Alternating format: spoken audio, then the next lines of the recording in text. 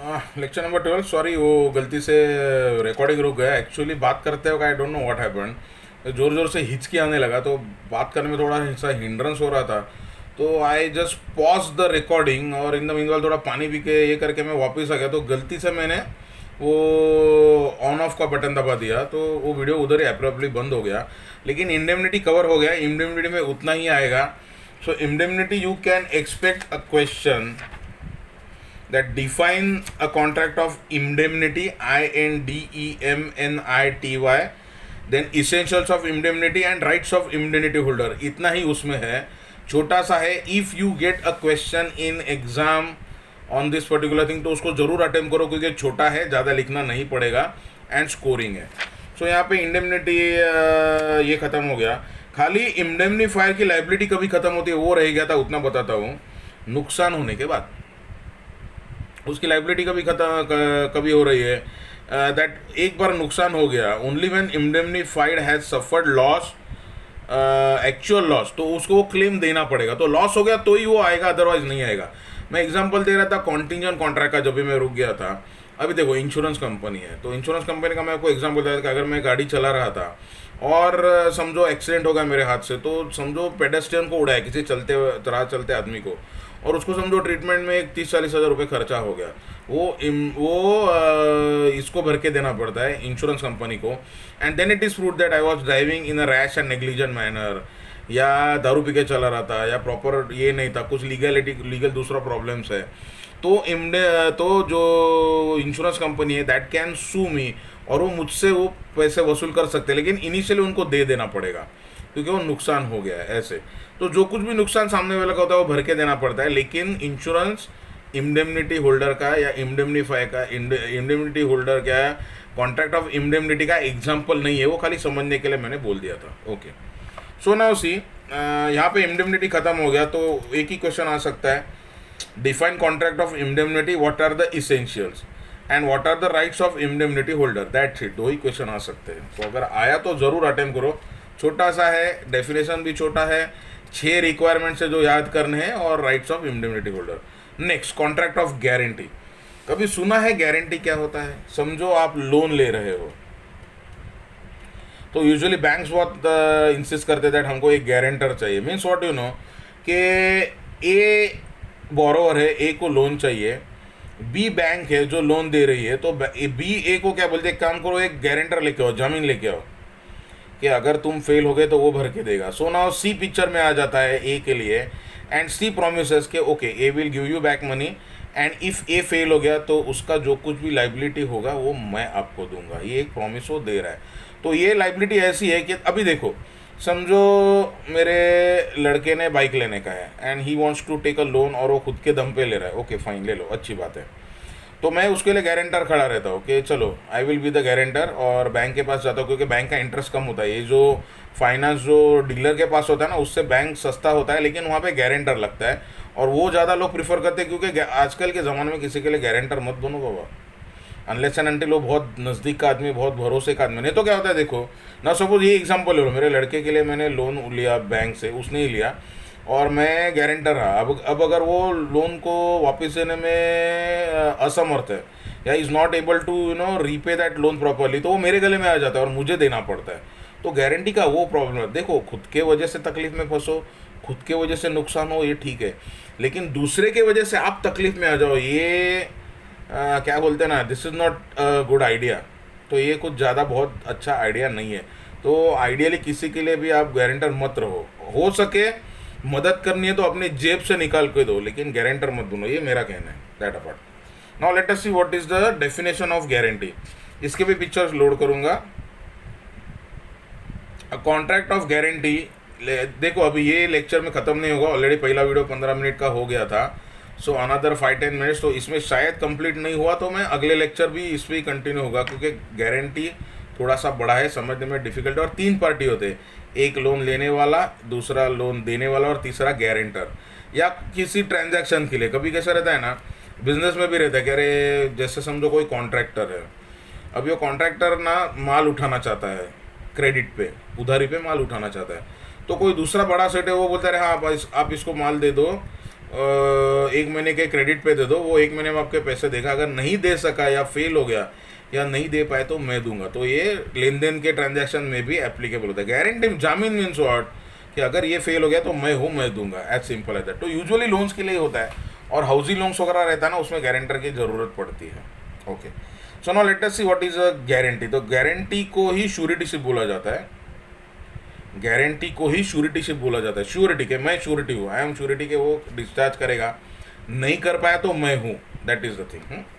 So now see what is contract of guarantee. A contract of guarantee is also called as a contract of suretyship. SURETYSHIP। तो अगर by chance exam में आ गया कि श्योरिटीशिप क्या होता है, तो वो गारंटी ही है, याद रखो, नहीं तो कंफ्यूज हो जाओगे। एंड देन मुझे कोसोगे, अरे सर ने तो हमको श्योरिटी के बारे में कुछ बताया ही नहीं, और ये तो गारंटी के बारे में पढ़ा था, और ये तो श्योरिटीशिप आ गया। तो suretyship itself is the another word for guarantee. It is a contract where a person who is not a party, it is a contract where a person who is not a party to the original contract, देखो, it is a contract where a person who is not a party to the original contract promises to perform or discharge the liability of the contracting party for whom he is giving assurance defaults। Means तीन चीज़ आ गया। Number one, वो transaction को party नहीं है। अभी देखो ये example मैंने आपको दिया था, बाइक मेरा लड़का ले रहा है, लोन कौन दे रहा है, बैंक दे रहा है, इसमें मेरा क्या संबंध है, बाइक उसके नाम पे होगी, वो ले रहा है, पैसे भी वही देने वाला है।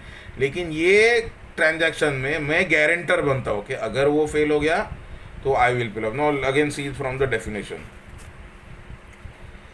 अ contract to perform or discharge the liability of the third person in case of his default. Now this is the definition of guarantee, छोटी सी है। A contract to perform or discharge the liability of a third person in case of his default। तो guarantor जो होता है ना, जो सी है ना, अभी देखो ए बी और सी, वही एग्जांपल ले लो। A is my son, B is the bank and C is me who is giving guarantee. तो लड़का लोन कौन ले रहा है, लड़का ले रहा है, ए ले रहा है। लोन कौन दे रहा है, बी दे रहा है। बी लोन किसको दे रहा है, ए को दे रहा है। ए लोन किससे ले रहा है, बी से ले रहा है। मेरा संबंध क्या है, मैं खाली गारंटर हूँ। अब ये रीपे करने का प्राइमरी लाइबिलिटी किसका है, ये जिम्मेदारी और जवाबदारी किसका है, मेरे लड़के का है, जो ए है। सो रीपे करने का प्राइमरी लाइबिलिटी ए का है, और सेकेंडरी लाइबिलिटी मेरा बनता है। अगर वो फेल हो गया, उसने नहीं किया, तो मुझे देना पड़ेगा। छोटी सी डेफिनेशन है। इंडेमनिटी गारंटी के ऊपर क्वेश्चन आता है तो पक्का अटेम्प्ट करो। एग्जाम्पल देखो, सी लेंड्स ₹10,000 टू बी, वही एग्जाम्पल है, खाली एग्जाम्पल में देखो। सी लेंड्स 10,000 का लोन दिया, A lends 10,000 to B. C promises A that in case B fails to pay the money he will pay the money. मैं हूं ना, तो मैं दे दूंगा, that kind of thing. Now see what are the essentials of guarantee. 8 guarantee के essentials है। Number 1, it is a tri party agreement, 3 party agreement. देखो इसमें 2 एग्रीमेंट है। नंबर 1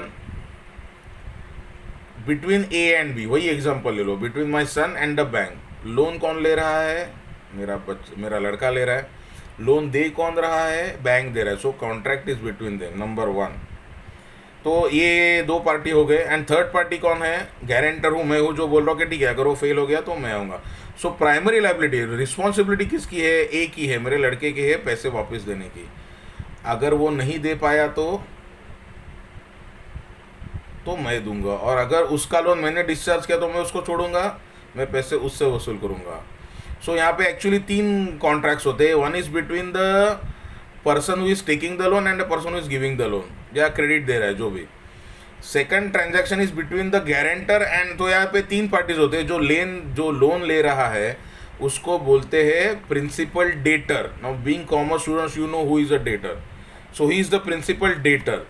नंबर 2, जो लोन दे रहा है वो क्रेडिटर, और नंबर 3 जो गारंटी दे रहा है वो गारंटर या श्योरिटी। तो ये 3 होते हैं। सो प्राइमरी लाइबिलिटी किसकी है, प्रिंसिपल डेटर की है। अगर उसने टाइम पे पैसे वापस दे दिए तो जाके क्रेडिटर को तकलीफ देने का, गारंटर को जाके तकलीफ देने का, छेड़ने का सवाल ही नहीं पैदा होता है। लेकिन अगर प्रिंसिपल डेटर फेल हो गया तो गारंटर किसके पास जाएगा, सॉरी, ये क्रेडिटर किसके पास जाएगा? वो गारंटर को जाके पकड़ेगा, तुमने गारंटी दिया था कि उसको पैसे दो या लोन दो, मैंने दिया, अभी वो नहीं दे रहा, तुम मुझे दे दो, तो मुझे दे देना पड़ेगा। यहाँ पे बात खत्म हो जाती है, नहीं तो उसके लिए जो मैंने खर्चा किया उसका मैं भी उससे वसूल करूंगा ना। So there is another third party agree, there is another third agreement between the guarantor and the principal debtor, कि अगर उसने कुछ मुझे देना पड़ा तो क्या होता है ना, इसमें गारंटी किसको दिया हुआ है? क्रेडिटर को। तो यहाँ पे बैंक, तो अभी ये एग्जांपल ले लो कि आई एम गारंटर और बैंक को मैंने पैसे दे दिए, तो बैंक तो वहाँ से निकल गए, bank is out of picture. So now I will subrogate, उसको लीगल टर्म है subrogate, means I will be in the place of bank. तो लोन किसने दिया था? बैंक ने दिया था। बैंक को पैसे किसने दिए? मैंने दिए। तो अभी किसने किसको पैसे देने चाहिए? माई सन हैज़ टू पे मी दैट अमाउंट, कि ओके आपने तभी डिस्कस किया, तभी मैं दे दूंगा। सो ऑल राइट्स, जो भी राइट्स क्रेडिटर को है वो मुझे मिल जाते, वो मुझे प्राप्त हो जाते हैं। That we will see later, आपको समझ में आएगा। तो पहले ये तो समझ लो, देयर आर थ्री पार्टीज, ये तो समझ में आ गया। Number 2 requirement, enforceability, legal, the liability for which guarantee is given must be legally enforceable। कुछ टाइम बाद डेट रहेगा तो नहीं चलता है, लीगली एनफोर्सेबल ही डेप्ट होना चाहिए। Number 3, there are 3 contracts, there are 3 contracts in every contract of guarantee. अभी मैंने बताया, number 1 an agreement between the principal debtor and the creditor, तो जो लोन दे रहा है या उधार ही ले रहा है वो और देने वाला, ये फर्स्ट एग्रीमेंट हो गया। Number 2 agreement between the surety and the creditor, so C और बी के बीच में हो रहा है कि वो फेल हो गया तो मैं दूंगा, this is second contract. And third is between the principal debtor and the surety. तो ये समझ लो कि अगर सी अभी ठीक है, मेरे लड़के से मैं पैसे नहीं मांगूंगा, लेकिन कोई आपका दोस्त होगा तो भाई होगा तो आप पैसे ज़रूर मांगोगे। आपको बोले अगर तुम्हारा लाइबिलिटी मैंने डिस्चार्ज किया, मैं गारंटर था, मुझे देना पड़ा, अभी तुम मुझे मेरे पैसे दे दो, you make my loss good. So 3 agreement हो गए। नंबर 1 बिटवीन द बोरोवर, जो प्रिंसिपल डेटर है वो, एंड क्रेडिटर जो लोन दे रहा है, ये फर्स्ट एग्रीमेंट हो गया।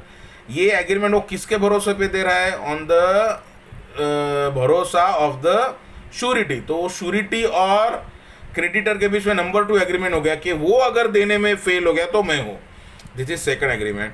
And third agreement is between the creditor and the principal debtor, कि अगर वो फेल होगा तो मैं उससे वसूल करूंगा। So there are 3 agreements, number of contracts 3। Then point number 4, consideration. A contract of guarantee without consideration is void. ये तो आपने कॉन्ट्रैक्ट में ही सीखा था, that no contracts are valid unless and until those contracts are supported by a valid consideration। Consideration का lecture का video आप देख लो फिर से चाहिए तो। However, it is not necessary that the consideration should be direct. In the above 3 contracts, 1 and 2 has consideration, whereas for the law presumes that consideration received by the principal debtor is sufficient consideration as in definition of the consideration। तो वो भूल जाओ, खाली इतना लिखो आप के consideration valid होना चाहिए, and without consideration contract valid नहीं होता, उतना लिख के छोड़ दो, बाकी का मत लिखो, that is fine. Then next point number 5, liability. Liability 2 है, एक प्राइमरी लाइबिलिटी है और दूसरा सेकेंडरी लाइबिलिटी है। प्राइमरी लाइबिलिटी, पहले जब जिम्मेदारी किसकी है? डेटर की, प्रिंसिपल डेटर की जो लोन ले रहा है, और अगर वो फेल हो गया तो सेकेंडरी लाइबिलिटी गारंटर की है। So that is clear. So liability in contract of guarantee, there are 2 kinds of liabilities, namely primary and secondary. The primary liability of the principal debtor and in case of failure secondary liability, कि अगर वो fail हो गया तो मैं दूंगा। सो 2 liabilities है। Then assent, number 6, point number 6, assent. Assent means consent. The contract of guarantee requires concurrence of all 3 parties। तो तीनों का कंसेंट होना चाहिए।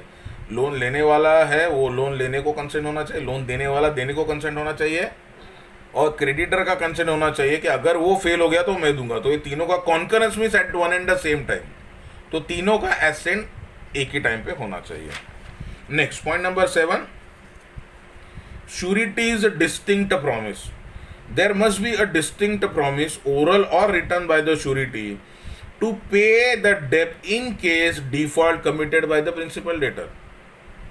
तो अलग प्रॉमिस वहाँ पे गारंटर का लगता है, श्योरिटीशिप का लगता है कि पहला प्रॉमिस तो ये होता है कि वो दोनों के बीच में कॉन्ट्रैक्ट है, लेकिन एक I am also third party, और मेरे तरफ से एक डिस्टिंक्ट प्रॉमिस होना चाहिए as a guarantor, as a surety, कि वो फेल हो गया तो मैं दे दूंगा, सिंपल, उसमें कुछ ज़्यादा ये नहीं है।